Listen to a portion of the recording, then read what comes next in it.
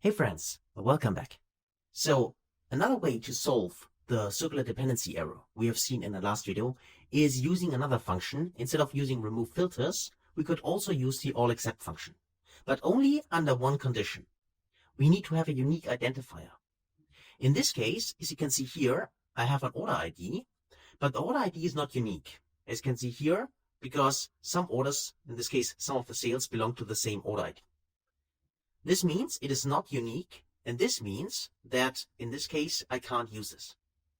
So just to show you that this would also work with the all except, I'm gonna add an index column using the Power Query editor. But for now, let me just show you that it would not work without, or if you refer to the order ID right now. So if I use all except here, all except, and then inside the orders table here, inside orders, we're referring to, in this case, the order ID. So if I search for ID, there's the order ID, this one, it's like that. I can close this here. And then I also need to close the calculate function. And let me just get rid of this for now. Control X.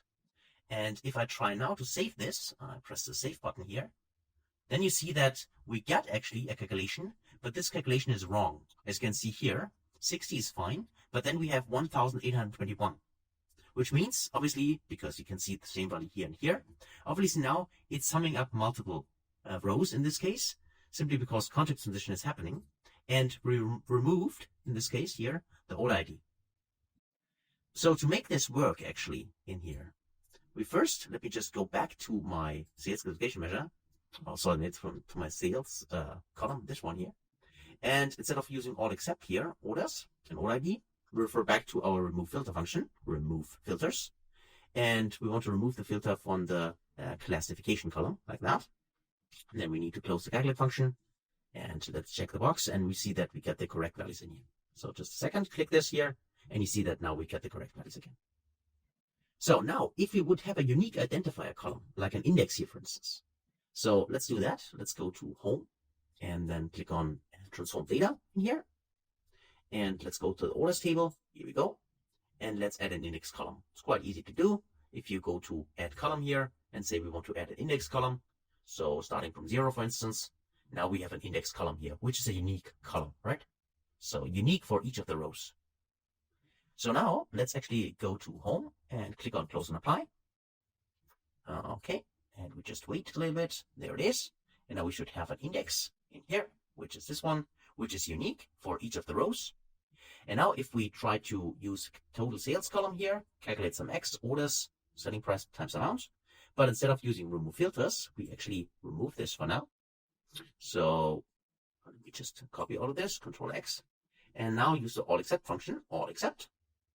And in this case, we're referring to the orders table, but now what we want to get rid of is, or what we want to accept is the index, okay? The index itself.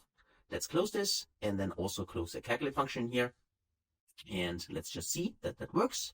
So we can see the values 60, 486, and 500. And if I now press the checkbox here, now we see 60, 486, and 500, and so on. So obviously, as you can see here, now these are the same values as we had before. Okay, so that's it just for a solution with all except. There's another solution, and this would be actually my preferred solution, so the better one, if you have a unique identifier, as we have with the index column here created. If you don't have it and have sales, for instance, which belong to the same order ID, as we have seen here, then don't do this, because this will lead to, of course, errors, as you have seen, because some of the columns then, which belong together, will be aggregated using all except. Okay, so that's it for this additional video regarding circular dependency. So it's up to you. And also depends on the data set, what you want to use. But you've seen when this happens with calculated columns and how to avoid it. Okay? So that's it for this video. Thanks a lot, and see you in the next one. Until then, thanks guys.